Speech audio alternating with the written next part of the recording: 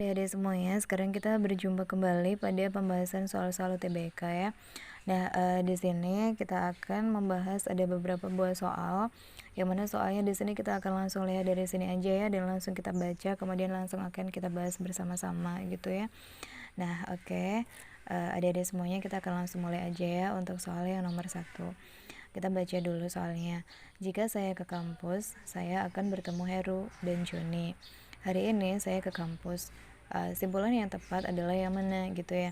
Jadi untuk soal yang nomor 1 ini kita diberikan 2 buah premis ya.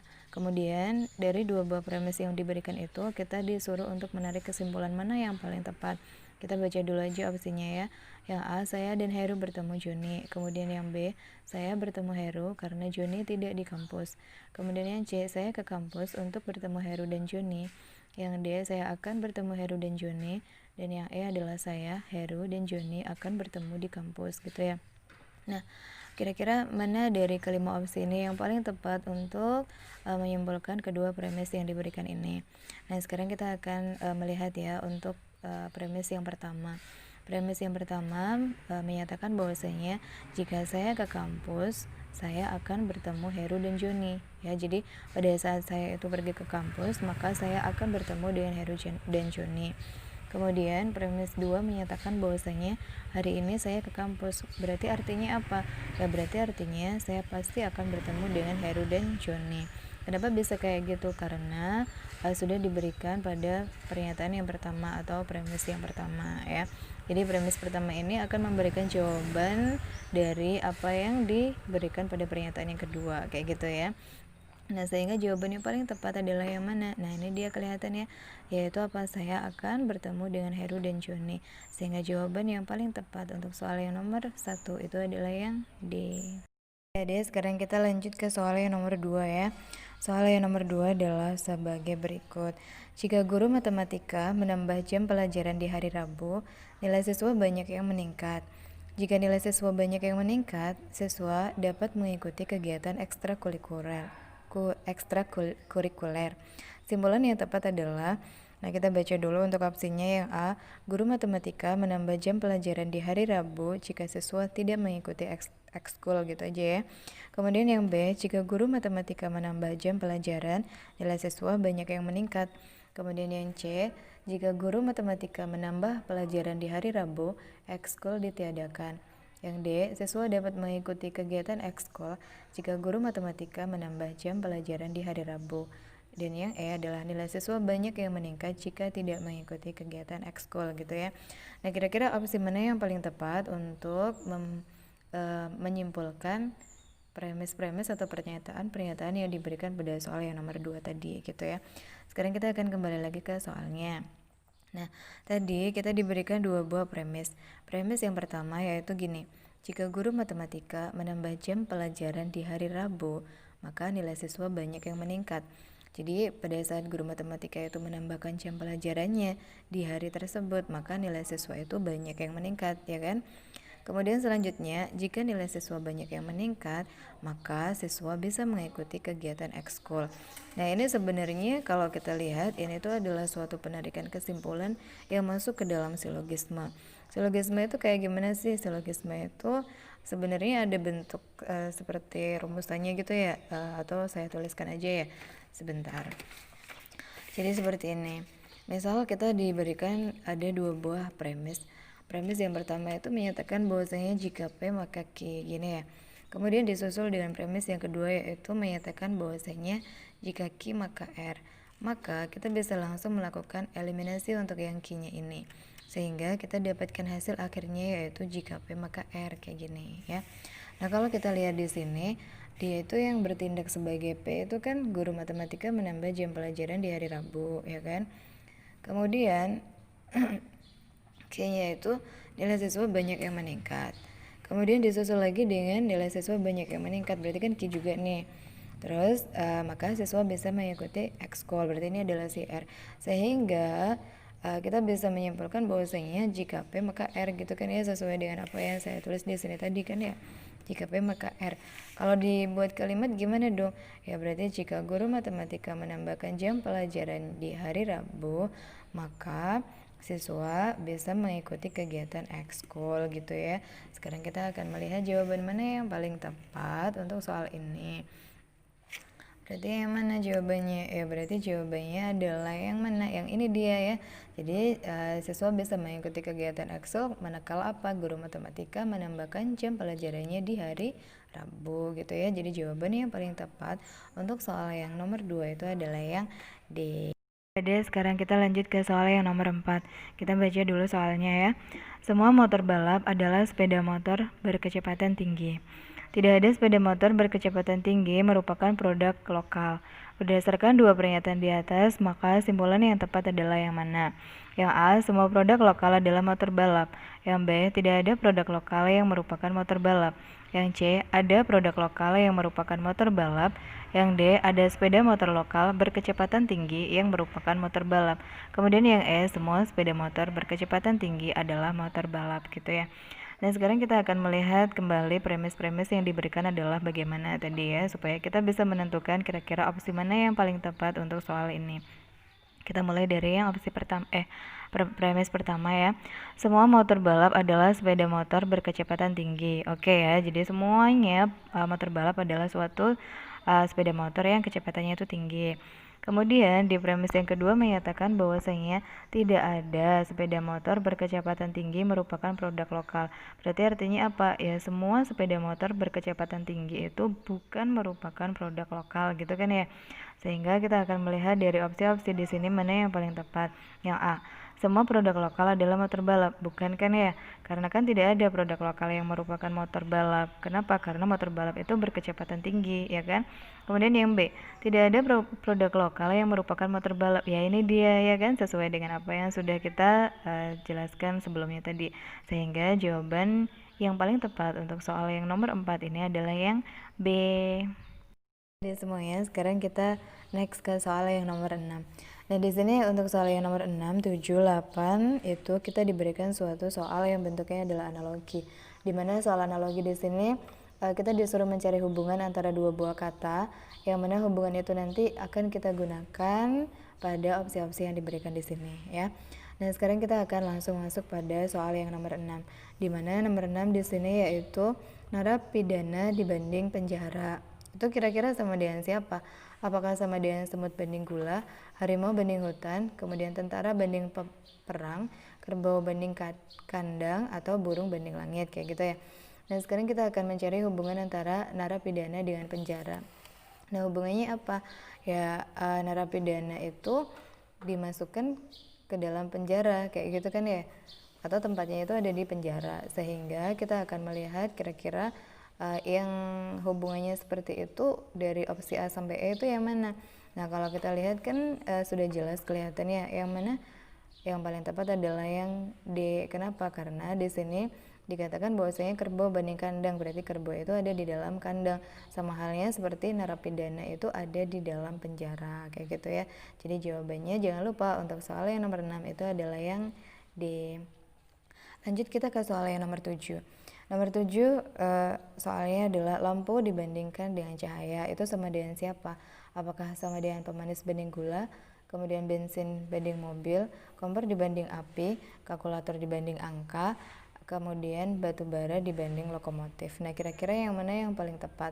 Nah kita akan mencari tahu dulu hubungan antara lampu dengan cahaya. Apa hubungannya? Berarti lampu itu menghasilkan cahaya kayak gitu kan ya. Nah, berarti artinya di sini kita akan melihat apakah dari A sampai E itu yang mempunyai hubungan yang sama dengan soal itu yang mana gitu ya. Pemanis menghasilkan gula kan enggak ya. Kemudian bensin menghasilkan mobil itu enggak juga. Kompor menghasilkan api. Nah, ini dia ya. Jadi untuk soal yang nomor 7 ini yang tepat adalah jawaban yang paling tepat adalah yang mana, yaitu yang C, yaitu kompor menghasilkan api sama halnya dengan lampu menghasilkan cahaya ya. Kemudian sekarang kita lanjut ke soal yang nomor 8. Nomor 8 dikatakan bahwasanya laju dibanding henti itu sama dengan siapa? Nah ini kalau kita lihat kan laju sama henti itu adalah sesuatu hal yang saling berlawanan ya kan. Jadi kita akan melihat dari opsi A sampai E mana yang sifatnya itu saling berlawanan. Nah kalau tajam sama runcing kan nggak berlawanan ya, karena dia sama-sama ya sama gitu maksudnya ya. Kemudian yang B, lemas sama lesu, itu juga sama. Aduk sama putar juga merupakan sesuatu hal yang sama. Senang dan suka itu juga merupakan sesuatu hal yang sama. Nah, kalau lentur sama kaku itu adalah sesuatu hal yang saling berlawanan. Sehingga jawaban yang paling tepat untuk soal yang nomor 8 itu adalah yang mana? Yaitu yang E. Oke, baiklah adik-adik semuanya. Sekarang kita langsung lanjut pada soal yang nomor 11. Kita baca dulu ya soalnya. Kori, Satya, dan Tina adalah 3 juara di kelas masing-masing. Parta, Kori, dan Reza mendapat medali dalam lomba olahraga tahun ini. Parta, Reza, dan Tina mendapatkan penghargaan karena aktif di organisasi siswa. Jika predikat siswa berprestasi diberikan kepada siswa yang menjadi juara kelas serta berprestasi dalam olahraga atau organisasi, maka siapakah yang berhak atas predikat tersebut? Nah, di sini opsinya ada yaitu Parta dan Kori, kemudian yang B Kori dan Reza. Lanjutnya Parta dan Reza, Kori dan Tina, atau Reza dan Tina gitu ya. Nah, sekarang kita akan menuliskan dulu dari masing-masing anak ini siapa saja yang mendapatkan medali, kemudian yang mendapatkan juara, dan seterusnya kayak gitu ya, sehingga kita bisa menentukan siapakah siswa yang dinobatkan sebagai siswa berprestasi gitu ya. Nah, kita akan tuliskan di sini nomor 11. Dimana di sini kita diberikan ada Kori, Satya, dan Tina. Ya udah kita tulis dulu di sini yang nama anak-anaknya ya. Kori, Satya, dan Tina. Kemudian Kori, Satya, dan Tina itu mereka adalah 3 juara di kelas masing-masing. Berarti di sini kita tuliskan di sini itu adalah juara kelas ya. Ini adalah juara kelas. Berarti Kori juara kelas, Satya juara kelas, dan Tina juga juara kelas. Lanjut kita ke kalimat yang berikutnya. Parta, Kori, dan Reza mendapatkan medali dalam lomba olahraga. Berarti di sini ada Parta. Parta kan masih belum kita simbolkan ya. Di sini akan kita simbolkan sebagai P. Korinya sudah ya. Tadi Kori sudah ada. Kemudian Reza. Reza juga belum kita simbolkan. Di sini kita simbolkan sebagai R.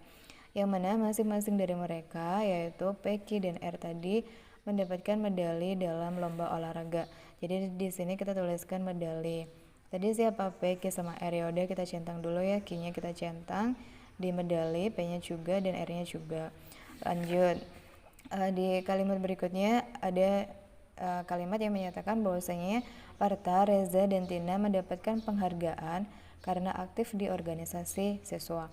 Berarti di sini ada P, R, dan T. P sama R-nya kan udah nih, PR. Udah juga semuanya ya, PR sama T. Tinggal kita centang di mana tadi dia mendapatkan penghargaan karena aktif di organisasi. Berarti di sini kita tuliskan organisasi. Yaitu tadi ada si P, R, dan si T ya. Si P, si R, dan si T gini. Sudah kan semuanya sudah tertuliskan di sini, dan kita akan melihat bahwasanya predikat siswa berprestasi akan diberikan kepada siswa yang menjadi juara kelas serta berprestasi dalam olahraga atau organisasi. Jadi dia harus juara kelas dulu, kemudian disertai dengan dia mendapatkan medali atau dia aktif di organisasi. Jadi kalau kita lihat di sini Kori kan dia juara kelas ya, kemudian dia juga mendapatkan medali, berarti ini masuk. Kalau si S dia juara kelas tapi dia tidak mendapatkan medali maupun dia juga tidak ikut organisasi. Berarti kan dia nggak memenuhi syarat ya, karena dia hanya juara kelas aja, tapi dia nggak dapat medali ataupun ikut organisasi. Kalau yang si T-nya dia juara kelas iya, kemudian ternyata dia juga ikut organisasi meskipun dia tidak mendapatkan medali. Berarti artinya si T itu juga memenuhi kriteria sebagai siswa berprestasi. Sehingga dari sini kita bisa mendapatkan bahwasanya siswa yang berprestasi itu dia adalah siswa mana? Ya Ki dan T, yaitu Kori dan Tina. Jadi jawaban yang paling tepat untuk soal yang nomor 11 itu adalah yang mana? Yaitu yang D. Semuanya, sekarang kita akan masuk pada soal yang nomor 12. Soalnya adalah sebagai berikut. Di sebuah asrama, terdapat 2 lajur kamar yang saling berhadapan. Setiap lajur terdapat 4 kamar dengan urutan kamar yaitu nomor 1, 2, 3, 4, dan 5, 6, 7, 8. 2 di antara 8 kamar tersebut kosong. Ardi, Budi, dan Ruli berturut-turut menempati kamar 1, 2, dan 3. Ruli di depan Bima yang menempati kamar nomor 7. Kamar Bima berada di antara kamar Abdi dan kamar kosong. Sementara itu, di depan kamar Ardi ditempati oleh Dedi, dan di depan kamar Abdi adalah kamar kosong. Maka pertanyaannya adalah kamar nomor berapa saja yang kosong? Opsinya yaitu yang A4 dan 8, kemudian yang B5 dan 6, C6 dan 7, yang D4 dan 7, dan yang E adalah 4 dan 6. Nah, kira-kira kamar mana yang kosong, yang tidak ada penghuninya, kayak gitu ya. Kita akan mencari kamar yang kosong tersebut. Nah, sekarang kita akan membuat dulu ilustrasi dari kamar-kamar tersebut. Nah, tadi diberitahukan bahwasanya kita mempunyai berapa tadi? 8 buah kamar, dimana kamarnya itu berurutan 1, 2, 3, 4 dan 5, 6, 7, 8, kan saling berhadapan gitu ya. Kita buat dulu di sini. Jadi misalkan di sini itu ada 4 buah kamar kayak gini ya. Ini adalah kamar pertama, ini kedua, ini ketiga, dan yang ini keempat. Kemudian yang di depannya di sini itu ada 4 kamar juga ya. Nah, gini. 1, 2, 3, 4. Nah, yang mana di sini kita berikan nomor yaitu kamar ke-5, kamar ke-6, kamar ke-7, dan kamar ke-8. Nah, di sini diberitahukan bahwasanya kamar 1, 2, 3 itu sudah ditempati oleh Ardi, Budi, dan Ruli. Berarti di sini kita tuliskan ini adalah Ardi, di sini adalah Budi, dan di sini adalah Ruli. Udah ya. Kemudian selanjutnya kalimat berikutnya menyatakan bahwasanya di Ruli berada di depan Bima. Ruli berada di depan Bima, kan Ruli di sini ya, berarti Bimanya di sini. Ini adalah kamarnya Bima. Kemudian kamar Bima itu berada di antara kamarnya Abdi dan kamar kosong. Berarti ini tuh Abdi, yang di sini kosong, atau yang di sini tuh yang Abdi, di sini yang kosong gitu ya. Jadi ada dua kemungkinan. Pokoknya kamarnya Bima itu berada di antara kamarnya Abdi dan kamar kosong gitu ya. Nah, kemudian kita next dulu ya ke yang berikutnya. Sementara itu di depan kamarnya Ardi, Ardi kan ini ya, ditempati oleh Dedi. Berarti ini kita tulis dulu. Berarti di sini itu ada kamarnya Dedi. Dan di depan kamar Abdi adalah kamar kosong. Nah, tadi kan kita mau menentukan ada kosong sama Abdi ya. Nah, terus habis itu di depannya Abdi itu ada kamar kosong. Berarti artinya Abdinya pasti yang di sini. Nah, di sini itu yang kosong ya kan? Kan di sini itu tidak ada penghuninya ya. Nah, berarti artinya yang kosong lagi yang mana? Yang di sini. Dari mana? Dari kalimat yang sebelumnya tadi menyatakan bahwasanya Bima itu berada di antara kamar Abdi dan kamar kosong. Ini kan ya. Jadi ada yang kosong, ada yang Abdi. Kemudian Abdi itu ternyata berada di depannya kamar kosong. Nah, ini dia ya. Nah, posisi atau ilustrasi dari kalimat yang panjang ini akhirnya setelah kita buat sederhana jadinya seperti ini ya. Dan yang ditanyakan adalah kamar mana yang kosong. Berarti artinya kamar yang kosong itu adalah kamar yang nomor 4 dan nomor 6 ya kan. Sehingga di sini kita akan melihat opsi mana yang paling tepat atau yang paling sesuai dengan soal tersebut.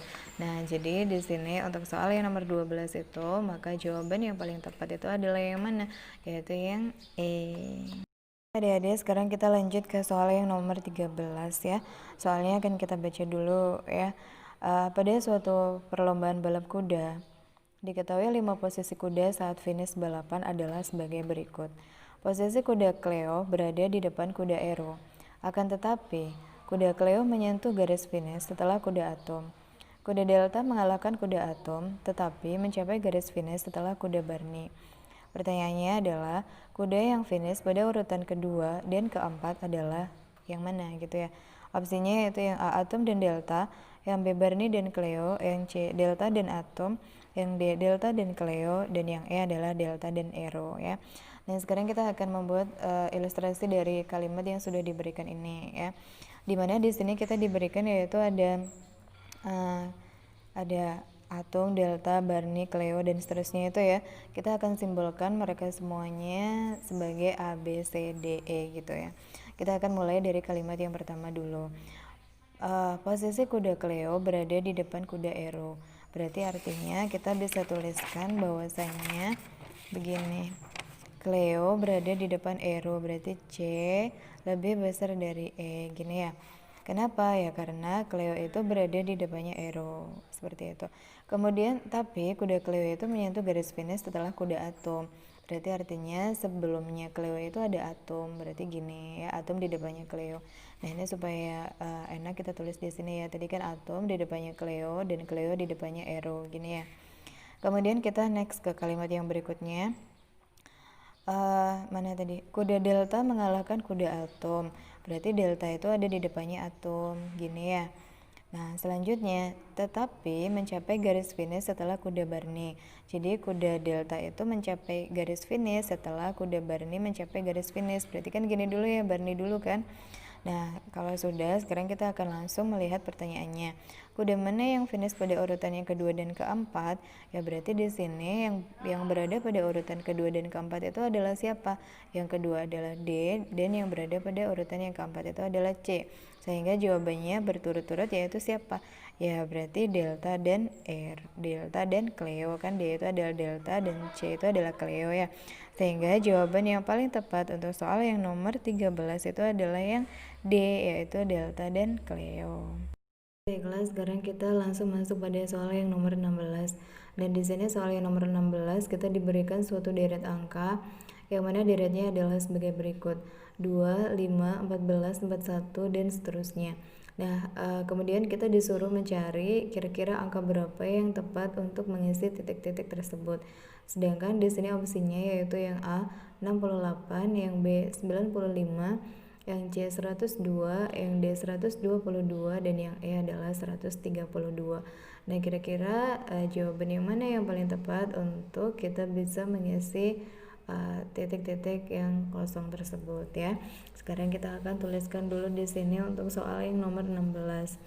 Soalnya kan ada 2, 5, 14, 41 dan kita mau cari ini gitu ya. Nah, bagaimana caranya? Sekarang kita akan melihat dari 2 ke 5 itu kira-kira selisihnya berapa? Selisihnya kan 3 ya kan. Kemudian dari 5 ke 14 itu selisihnya berapa? Oh, ternyata dia selisihnya berapa? 9. Nah, sedangkan dari 14 menuju ke 41 itu selisihnya adalah berapa? 27. Nah, kalau sudah, sekarang kita akan melihat ternyata dari sini ke sini itu selisihnya 3. Kemudian ini ke sini selisihnya 9. Ini ke sini selisihnya 27. Maka yang ini ke sini selisihnya berapa? Ya berarti selisihnya adalah 81.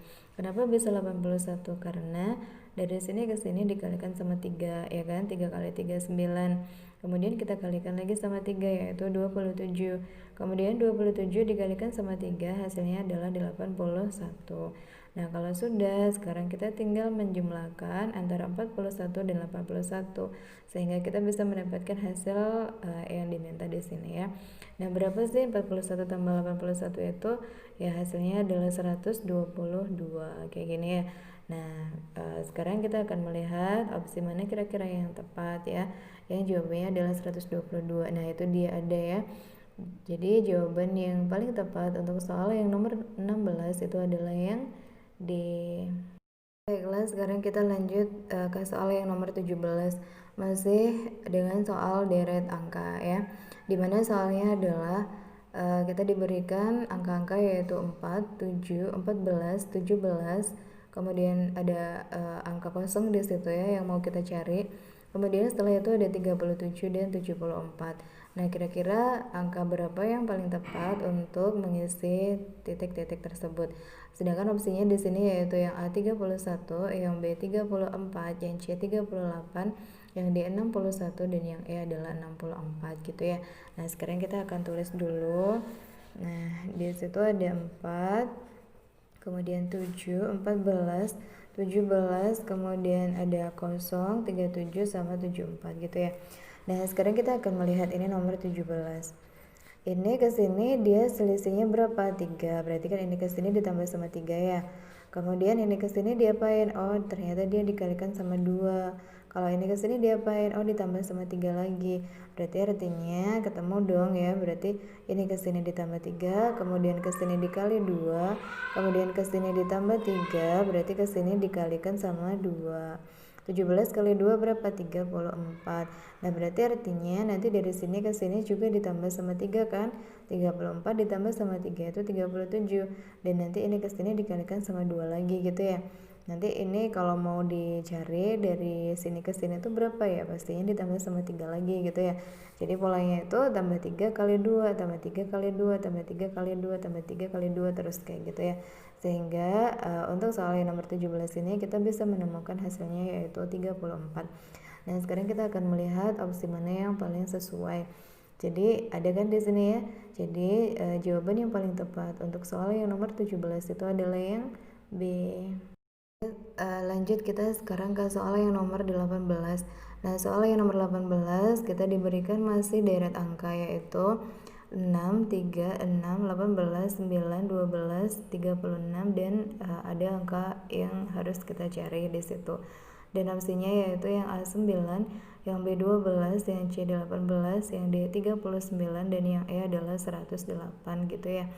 Nah, kira-kira opsi mana yang paling tepat yang bisa kita gunakan untuk mengisi titik-titik di situ gitu ya. Sekarang kita akan tulis dulu nomor 18 di sini aja ya. Nah, di situ ada 6, kemudian ada 3, ada 6, ada 18, ada 9, ada 12, ada 36 dan ada angka kosong di situ ya. Nah, sekarang kita akan mengidentifikasi kira-kira pola apa yang paling sesuai untuk deret ini gitu ya. Nah, ini dari 6 ke 3 itu diapain kira-kira? Oh, dia dibagi sama 2 gitu ya. Kemudian ini ke sini diapain? Oh, dia ditambah sama 3. 6 ke 18 diapain? Dikali sama 3. Nah, kemudian 18 ke 9 diapain? Dibagi sama 2. Berarti artinya kan dia balik lagi nih ke sini ya, dibagi sama 2. Berarti nanti untuk yang seterusnya itu harus ditambah sama 3 kan? Ini ditambah sama 3 apakah benar? Iya. Kemudian setelah ditambah sama 3 diapain? Dikali sama 3. Benar juga kan? Iya. Berarti artinya polanya di sini adalah bagi 2 tambah 3 kali 3. Bagi 2 tambah 3 kali 3. Berarti nanti ke sini diapain? Ya dibagi sama 2. Berarti 36 dibagi sama 2 itu berapa? 18 ya. Kayak gitu, sehingga untuk soal yang nomor 18 ini sudah ketemu hasilnya yaitu 18. Jadi jawabannya ada kan di situ ya. Jawaban yang paling tepat untuk soal yang nomor 18 itu adalah yang C. Baiklah, sekarang kita akan lanjut ke soal yang berikutnya yaitu soal nomor 19. Nah, soal yang nomor 19 masih dengan deret angka di mana deretnya diketahui yaitu 4, 2, 8, 32, kemudian titik-titik, setelah itu 22, 88 dan 44. Dan opsinya di sini yaitu yang A12, yang B16, yang C22, kemudian yang D24 dan yang E adalah 48. Nah, kira-kira jawaban mana yang paling cocok untuk kita bisa mengisi titik-titik tersebut gitu ya. Nah, sekarang kita akan tuliskan dulu di bawah sini. Bentar ya. Di bawah sini ya. Jadi tadi kan angkanya berapa tuh? 4. Kemudian siapa lagi? 2. Kemudian ada 8, 32. Kemudian titik-titik, kemudian 22. Kemudian setelah itu ada 8, 8 dan setelah itu ada 4, 4 gini ya. Nah, sekarang kita akan cari polanya yang paling sesuai untuk deret ini. Nah, dari 4 ke 22, dari 4 ke 2 itu diapain? Oh, dia dibagi sama 2 ya kan? 4 dibagi sama 2 kan 2 ya. Kemudian 2 ke 8 itu diapain? Oh, dia bisa ditambah sama 6 gini ya. Kemudian dari 8 ke 4 diapain? 8 ke 32 diapain? Dikali sama 4 gitu kan. Nah, berarti artinya 32 ke sini diapain? Berarti kita bagi aja sama 2. Berarti berapa dong di sini? 16. Nah, 16 kemudian ke sini diapain? Ditambah sama 6 kan pas nih ya. 16 tambah 6 kan 22 ya. Kemudian 22 ke sini diapain? Dikali sama 4. Nah, jadi di sini kita sudah ketemu polanya ya, yaitu apa? Dibagi 2 ditambah 6 kali 4. Bagi 2 tambah 6 kali 4 gitu kan ya. Nanti ke sini berarti diapain? Ya bagi 2 lagi.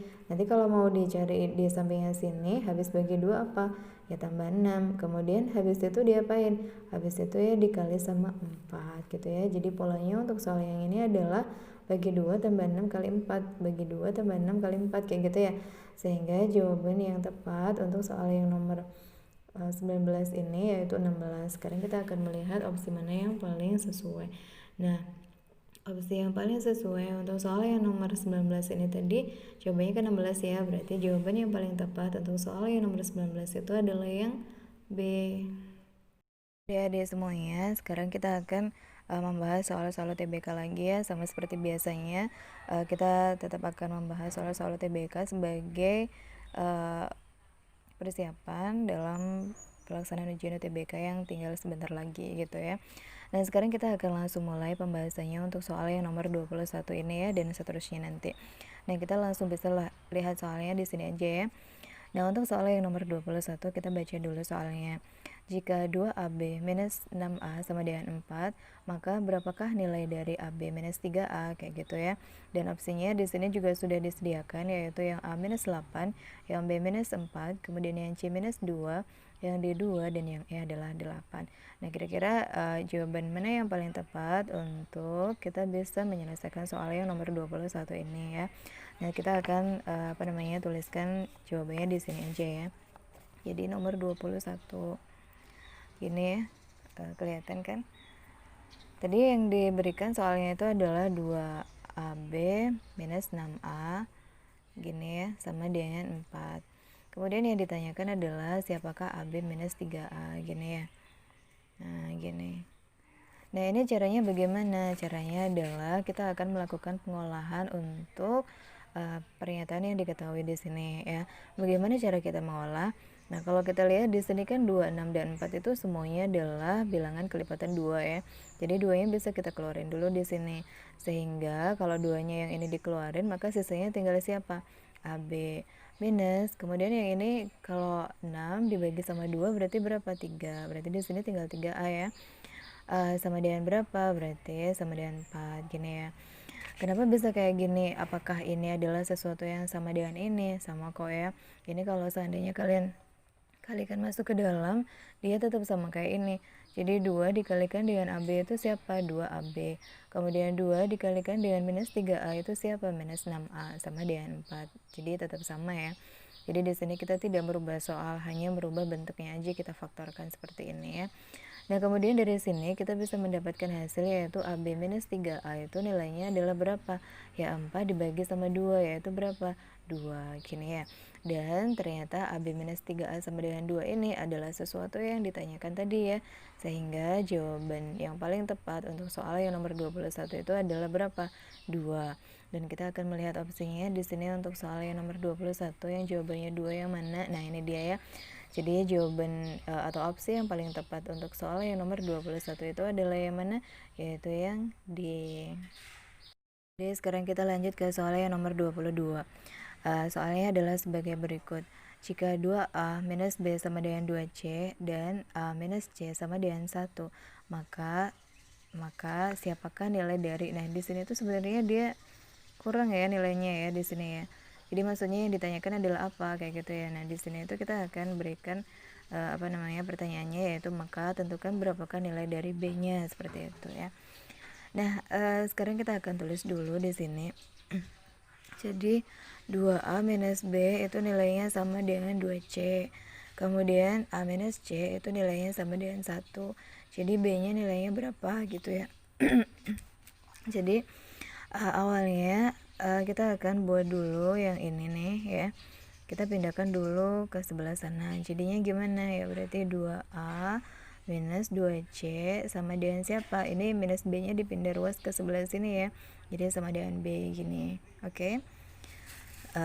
Sudah paham ya dari sini ke sini ya. Jadi dia cuma pindah ruas gitu aja ya. Kalau 2C di sini positif, nah pada saat dia pindah ke sini maka jadi negatif. Kemudian yang minus B ini juga pada saat di sebelah kiri dia negatif, maka ketika dia pindah ruas ke sebelah kanan dia jadi positif kayak gini ya. Nah, kemudian kalau sudah ini sama-sama ada angka 2-nya, maka 2-nya itu bisa dikeluarin dulu gini ya. Maka sisanya tinggal siapa ya? A minus C sama dengan siapa? B. Sehingga dalam hal ini kita dapatkan nilai dari 2 kali A minus C itu sama dengan B. Nah, sedangkan di pernyataan berikutnya kita diketahui bahwasanya A minus C itu nilainya adalah 1 ya kan. Berarti kita bisa substitusikan nilai A minus C sama dengan 1 itu ke sini. Nah, gini ya. Sehingga dari sini kita bisa dapatkan nilai B-nya yaitu sebesar berapa? 2, gini kan. Jadi sesuai ya dengan apa yang ditanyakan tadi, yaitu berapakah besar nilai B? Nilai B di sini kita dapatkan yaitu 2. Sehingga jawaban yang paling tepat untuk soal yang nomor 22 itu adalah yang C. Baiklah, sekarang kita lanjut ke soal yang nomor 23. Soalnya adalah jika U nilainya lebih dari sama dengan 5 dan R sama dengan 4, maka pernyataan mana yang paling benar ya. Jadi di sini kita diberikan ada 5 buah pernyataan tentang berapakah nilai dari 4R minus 2U kayak gitu ya. Jadi ada yang kurang dari sama dengan 25, kemudian ada yang lebih dari sama dengan 24, kurang dari sama dengan 24, lebih dari sama dengan 6, dan kurang dari sama dengan 6. Nah itu kira-kira dari kelima opsi itu mana yang paling benar atau yang paling tepat gitu ya. Nah sekarang kita akan mengulas bersama-sama dari soal tersebut. Jadi di sini kita ketahui bahwasanya nilai U itu lebih besar sama dengan 5. Kemudian R-nya itu sama dengan 4. Ya kan? Dan di sini yang ditanyakan adalah berapakah nilai dari 4R minus 2U gini ya. Nah, untuk nilai R-nya di sini kita sudah punya kok ya, yaitu nilainya adalah 4. Jadi nanti langsung bisa dimasukin aja nanti 4 kali 4 kayak gitu ya. Nah, di sini yang masih belum kita punya itu adalah nilai dari minus 2U. Yang kita miliki di sini itu adalah nilai dari U-nya. Nah, ini akan kita olah bagaimana caranya supaya bisa menjadi minus 2U gitu ya. Nah, caranya adalah sebagai berikut. Ini kan U. Gimana supaya bisa menjadi minus 2U? Ya berarti dikalikan dengan minus 2 dong ya. Berarti jadi minus 2U. Nah, kalau ruas sebelah kiri dikalikan dengan minus 2, maka ruas yang sebelah kanannya pun juga harus kita kalikan dengan minus 2. Sehingga 5 dikalikan minus 2 itu adalah berapa? Minus 10 gini ya. Dan jangan lupa pada saat kita mengalikannya dengan minus, maka artinya apa? Tandanya harus kita balik. Jadi yang awalnya itu lebih besar sama dengan, sekarang itu jadi kurang dari sama dengan, kayak gini ya. Nah, sehingga kita sekarang sudah punya nilai R dan nilai minus 2U-nya. Dan tinggal kita masukin aja ke sini ya.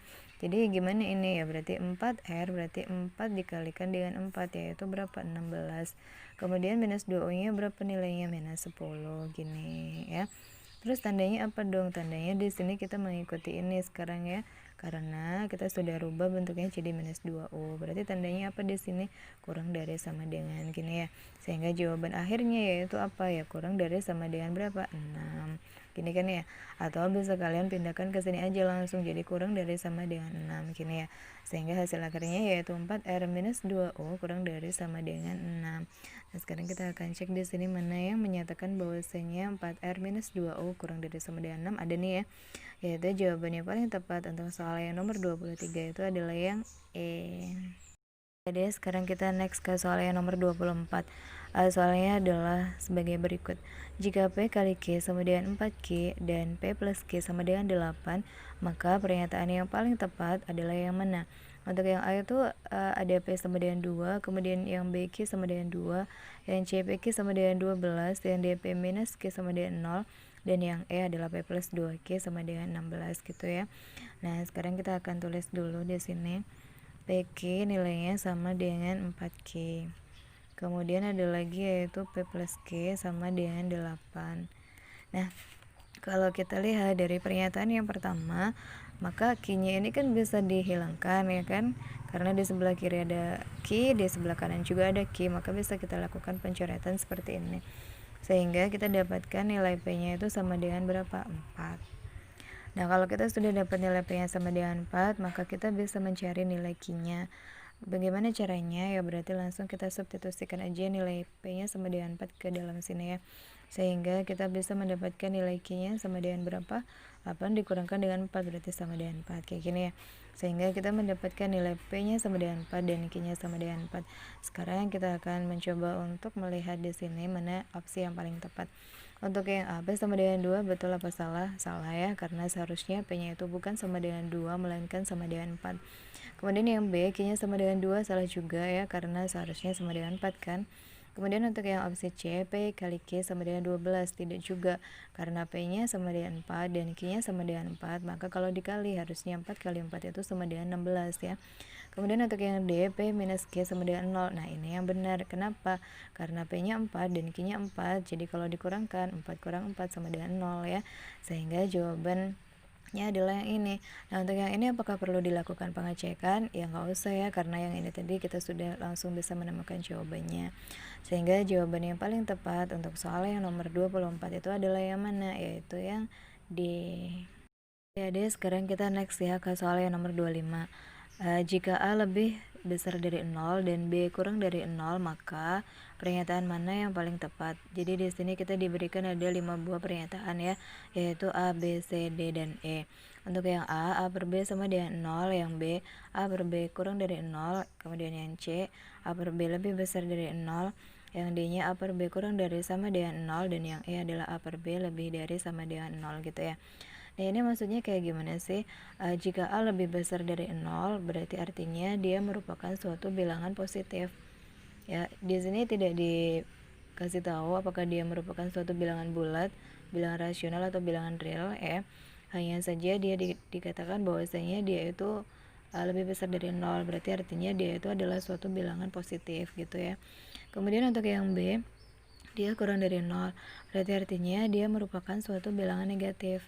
Nah, berarti artinya bagaimana? Ya berarti pada saat kalian bagi antara bilangan bulat positif, bukan bilangan bulat sih ya, bilangan positif dengan bilangan negatif, maka nanti hasilnya jadi apa? Kita tulis dulu aja di sini ya. 25 A per B. Nah, A-nya itu kan dia positif ya, kemudian B-nya itu apa? Negatif. Nah, positif dibagi sama negatif itu jadinya apa? Ya jadinya adalah negatif gini ya. Nah, negatif ini bisa disimbolkan atau dinotasikan seperti apa? Ya kurang dari 0 ya. Jadi negatif atau kurang dari 0 itu adalah sesuatu yang sama, sehingga kita bisa menuliskan bahwasanya nilai dari A per B itu kurang dari 0. Berarti jawaban yang paling tepat adalah yang mana? Yang ini kan ya. Sehingga jawaban yang paling tepat untuk soal yang nomor 25 itu adalah yang B. Oke, baiklah adik-adik, sekarang kita lanjut ke soal yang nomor 26. Kita baca dulu soalnya di sini ya. Berikut ini adalah daftar masa tayang program televisi yang dimulai pada tanggal 1 Juli 2015. Nah, di sini program dan masa tayangnya sudah dibuatkan tabel seperti ini ya. Jadi di sini programnya ada film spesial, ada liburan, ada musik, ada kecantikan, ada olahraga gitu ya. Dan masa tayangnya juga sudah diberikan masing-masingnya, yaitu ada 2 tahun 1 bulan, 1 tahun 10 bulan, 2 tahun 3 bulan, 1 tahun 9 bulan, dan 1 tahun 7 bulan. Pertanyaannya adalah program manakah dari kelima ini yang diberikan ini ya, yang berakhir masa tayangnya pada tanggal 1 Agustus 2017 gitu ya. Apakah film spesial ataukah liburan, musik, kecantikan, atau olahraga gitu ya. Nah, di sini kita akan melihat rentang antara awal mulai penayangan yaitu 1 Juli 2015 sampai berakhir masa tayangnya yaitu 1 Agustus 2017. Nah, kalau kita lihat di sini antara 2015 sampai 2017 itu kan dia jaraknya 2 tahun ya. Lebih berapa? Juli, Agustus, berarti lebih 1 bulan.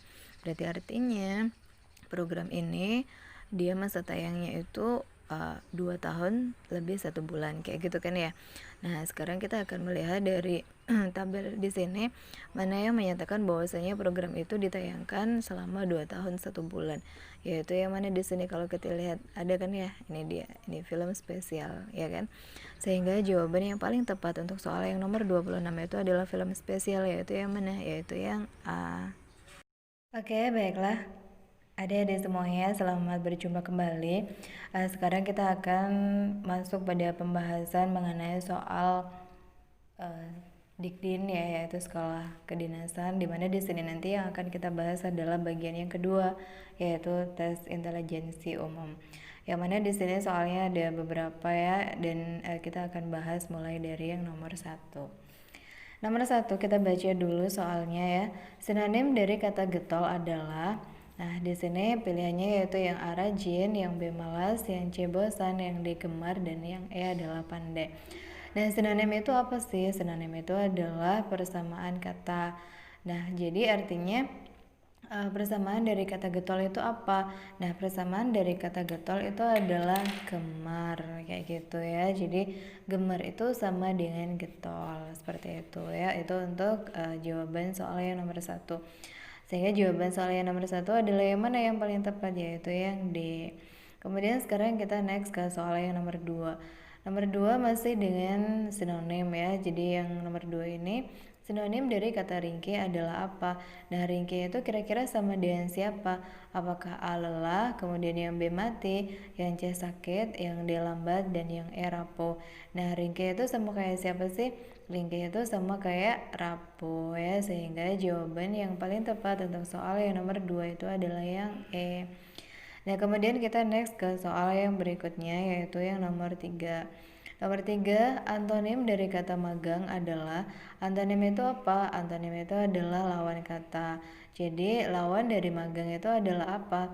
Nah, di sini opsinya yaitu yang A kerja, yang B tetap, kemudian yang C menganggur, yang D lama, dan yang E sudah. Nah, magang ini kan dia artinya adalah tidak tetap, ya kan? Sehingga antonim atau lawan kata dari tidak tetap itu adalah tetap. Jadi jawaban yang tepat untuk soal yang nomor 3 itu adalah yang B.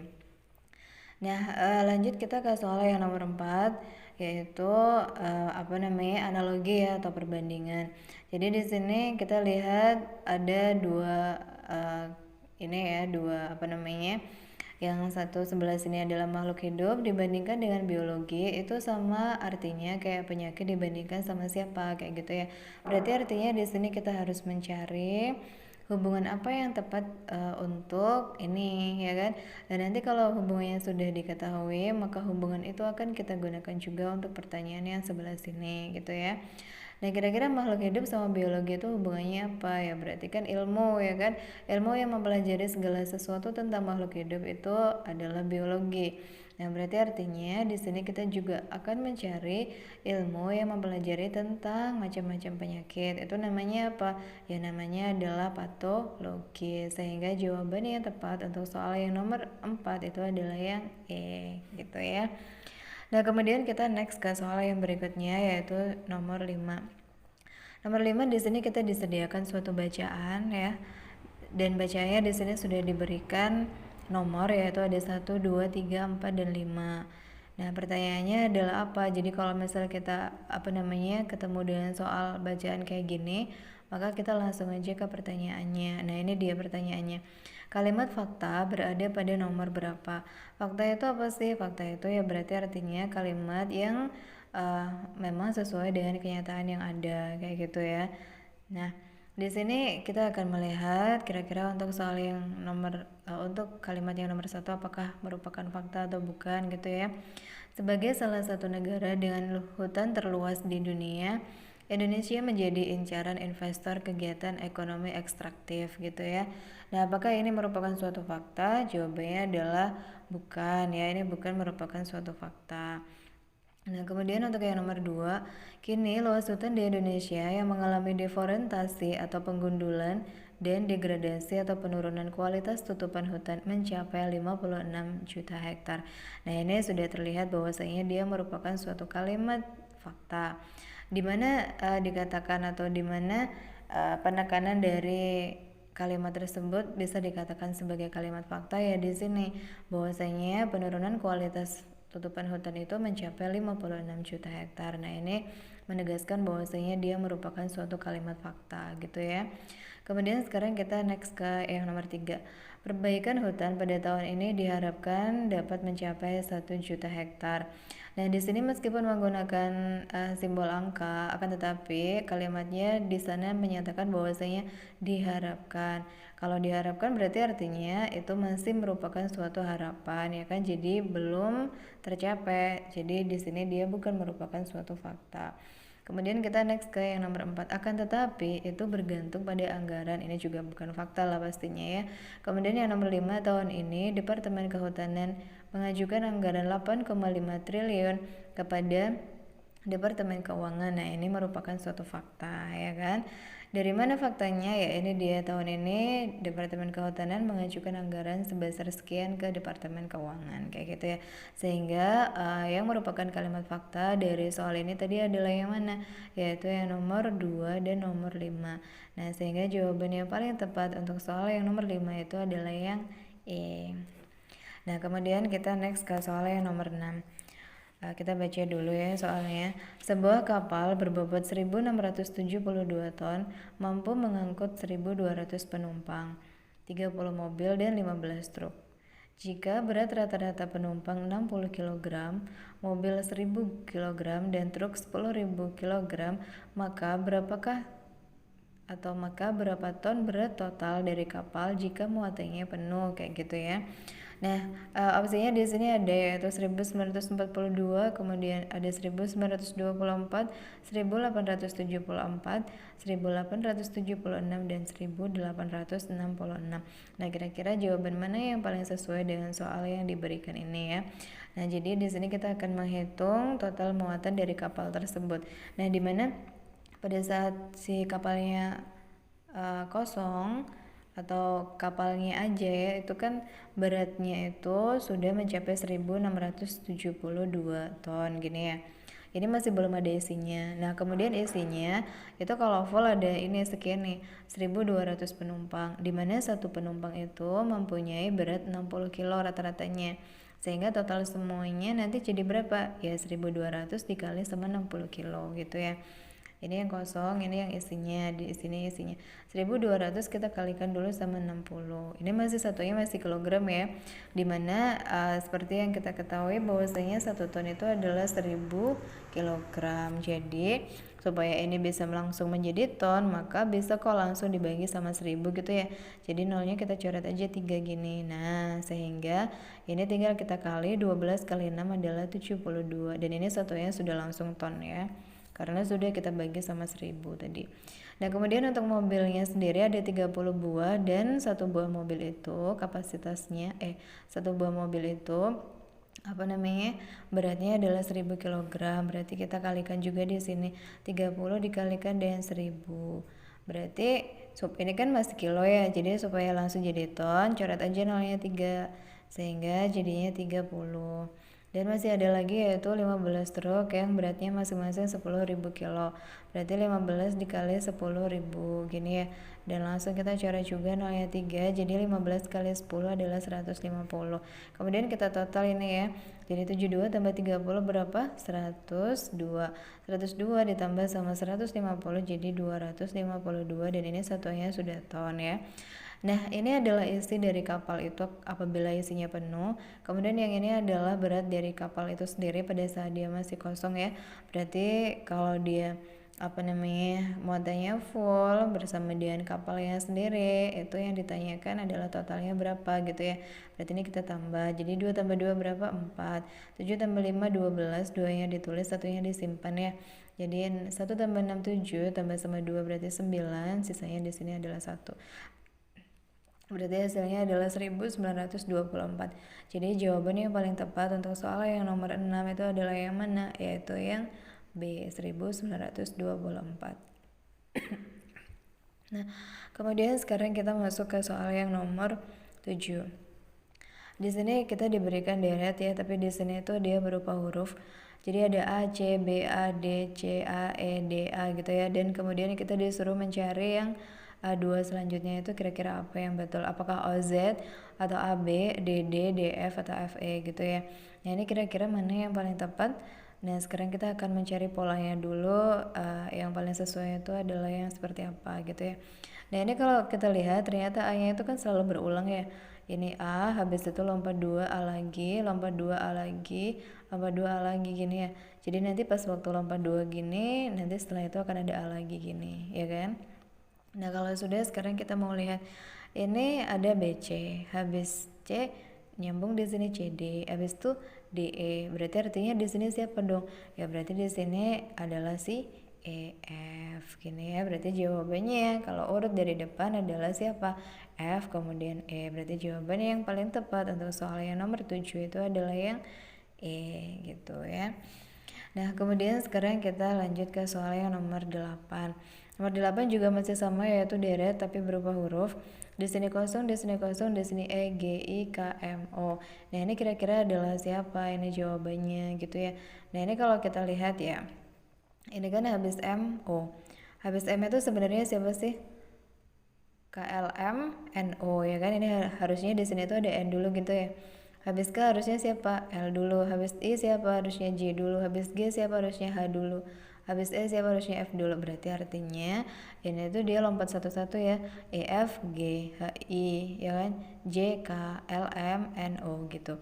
Berarti artinya di sini adalah siapa? Ya berarti di sini adalah si C. Kemudian di sini adalah si A. Kenapa bisa gitu? Ya habis A kan B, baru C, habis itu D baru E. Nah gitu ya. Habis itu F baru G, habis itu H I J K L M N O. Jadi dia selisih satu-satu terus gitu ya. Nanti habisnya O siapa ya? Habisnya O di sini tuh pastinya adalah Ki, ya kan? Jadi dia selisih satu, selisih si B-nya, habis itu baru Ki. Nah berarti artinya jawaban yang paling tepat untuk soal yang nomor 8 itu adalah yang mana? Yaitu yang B, gini ya. Nah, kemudian sekarang kita next ke soal yang nomor 9. Di sini ada A, C, C, E, terus habis itu ada 0, 0, terus G, I, I, K gitu ya. Nah, ini gimana ya? Berarti ini kita akan amati kira-kira polanya yang sesuai yang mana. Nah, ini kan kalau kita lihat dia berulang ya. Jadi coba ini kita kelompokkan dulu. Ya, ini juga kita kelompokkan. Ini kita kelompokkan juga. Yang ini juga kita kelompokkan. Nah habis A itu siapa? B, C gitu kan ya. Habis itu C, D, E. Berarti artinya di sini nanti bakal siapa? Ya berarti ini bakal E ya kan. E nya berulang dulu. Habis itu F nya yang tidak ditulis. Habis itu baru G ya kan. Kemudian G nya berulang. H nya tidak ditulis. Habis itu baru I. Terus I nya berulang, J nya tidak ditulis, habis itu baru K. Nah kayak gitu kan ya. Jadi polanya sudah sesuai. Sehingga jawabannya adalah E, G. Nah ini dia kan ya, berarti jawaban yang paling tepat untuk soal yang nomor 9 itu adalah yang A. Lanjut kita ke soal yang nomor 10. Nomor 10 di sini soalnya ini 18, 10, 20, 12, 24, 16, sekian-sekian gitu ya. Nah ini kira-kira siapa jawabannya yang paling tepat? Apakah 8, 16, 20, 28, 32, 24, 93 atau 28, 24 gitu ya. Nah sekarang kita akan amati kira-kira polanya yang paling sesuai itu adalah yang seperti apa. Nah ini kan kalau kita lihat 18 ke 10 itu dikurangi dengan 8 ya kan. Terus 10 ke 20 itu dikali sama 2. 20 ke 12 dikurangi 8 lagi. 12 ke 24 dikali sama 2 lagi. 24 ke 16 dikurangi sama 8 lagi. Jadi di sini polanya untuk soal yang nomor 10 itu adalah minus 8 kali 2, minus 8 kali 2, minus 8 ya kan. Berarti selanjutnya di sini akan kita kalikan dengan 2. Sehingga jadinya 16 kali 2 adalah 32. Nah setelah dikali 2 diapain ya? Dikurangi 8 lagi kayak tadi ya. Nah 32 kurangi 8 adalah berapa? 24. Sehingga jawabannya adalah 32 dan 24. Nah kalau kita lihat apakah ada? Ada, ini dia ya. Sehingga jawaban yang paling tepat untuk soal yang nomor 10 itu adalah yang C. Lanjut kita ke soal yang nomor 11. Nomor 11 masih tetap deret tapi di sini angka ya masih sama kayak nomor 10. Soalnya adalah 4, 4, 8, 4, 16, 4.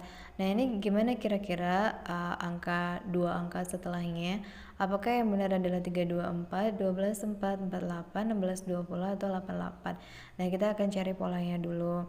Nah ini kalau kita amati ternyata kan angka 4-nya itu berulang ya. 4, 4, 4. Nah berarti artinya di sini nanti pasti angkanya adalah 4 gitu ya. Nah kalau sudah sekarang kita akan mencari polanya yang ini. 4 ke 8 diapain? Dikali 2. 8 ke 16 diapain? Dikali 2 juga. Berarti artinya 16 nanti ke sini juga akan kita kalikan sama 2. Sehingga 16 kali 2 berapa? 32. Jadi jawabannya adalah 32 dan 4. Nah, kalau kita lihat di sini jawaban yang paling tepat untuk soal yang nomor 11 itu adalah yang A. Nah, kemudian kita next ke soal yang nomor 12. Di sini soalnya yaitu 1, 2, 6, 24, 120. Nah, kira-kira mana opsi yang paling tepat untuk mengisi satu titik-titik yang di sini nih ya? Apakah 144, 180, 240, 480 atau 720? Nah, ini kita lihat 1 ke 2 diapain? Oh, dikali 2. 2 ke 6 diapain? Dikali 3. 6 ke sini dikali 4. Ini ke sini dikali 5, berarti artinya ini ke sini dikali sama 6. Jadi 120 kali 6 berapa? 720. Nah, sehingga jawabannya untuk soal yang nomor 12 itu adalah 720. Apakah ada? Ada, ini dia kan ya. Sehingga jawaban yang paling tepat untuk soal yang nomor 12 itu adalah yang E, 720. Nah, kemudian sekarang kita masuk ke soal yang nomor 13. Nah, soal yang nomor 13 di sini sudah merupakan penarikan kesimpulan ya.